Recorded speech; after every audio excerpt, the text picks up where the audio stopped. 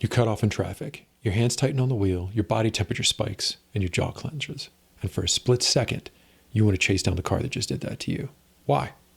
Let's talk about male aggression and what we can do with it.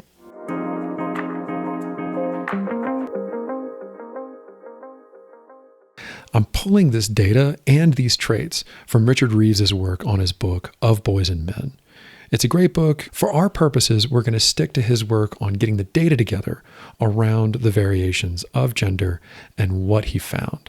And for aggression, it was pretty stark. At 17 months old, a male-identified baby is 5 times as likely to hit somebody as a female-identified baby. And why that's so powerful to me is it showcases that that aggression is there before culture starts to influence and tell men and boys that they're supposed to be aggressive. It's existing there from our larval state.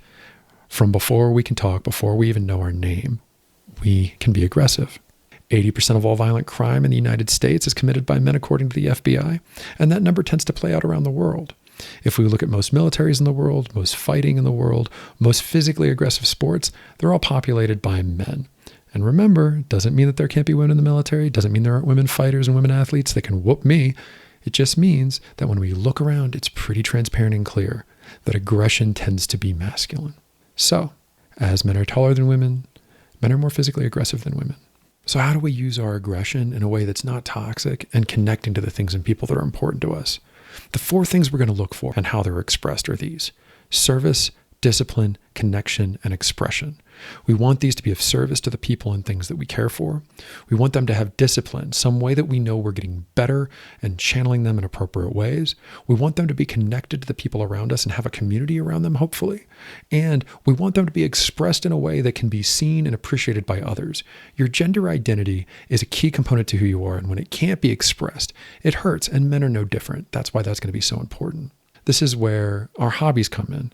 Athletics, competitive video games, martial arts. These are all great ways to channel that aggression. Let's take martial arts, for example. We know it can be of service, right? If you're a person that knows how to be violent in the world and you are violently capable, you make people around you feel safe. You're not somebody that's vibrating with the violence, and martial arts is fun. There's a reason why a lot of middle-aged guys all of a sudden end up in jiu-jitsu. It's a great way to refine some discipline and find an outlet to get physical. And most of the time with martial arts, it's got a pretty good community attached to it. Don't get me wrong, there's toxic gyms out there, but you can find good ones with good people doing connected things and having a good time with it. And it's expressed, even if it's just within the dojo or gym that you're in, other people will appreciate you getting better at it. So that's the hobby version. What happens if a guy has it in such a strong way that it needs to be part of his vocation? There's nothing wrong with that guy. We need to stop pathologizing that guy. That guy needs to make this a bigger part of his life than a hobby, though. This is where you find men that go into the military, that join the police force and first response, or get into athletics or fighting as a profession. If you're one of those guys, you need these channels, because without them, it gets dangerous. If you're a guy that's just vibrating with the violence out in the world and you're using it to control everything around you to feel safe, you're incredibly disconnected and lonely. It's a terrible way to be, and you're scaring people that matter to you. Instead, if you find a uniform, if you find a way to be societally seen doing what you're doing in a way that's effective and protective for the people around you, you're valued. The best way I like this framed was in a book called On Killing by David Grossman. He interviewed a bunch of combat vets on what it was like to kill in the world. And one of the guys spoke about it like this.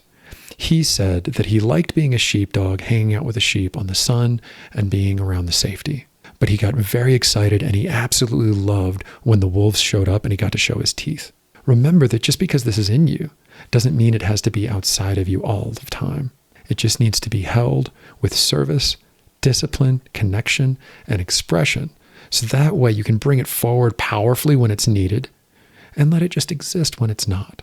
That's how aggression is going to show up in the world in an effective way. That's going to connect you with others and not risk your life and your freedom based on behaving badly with it. This usually connects to 2 things.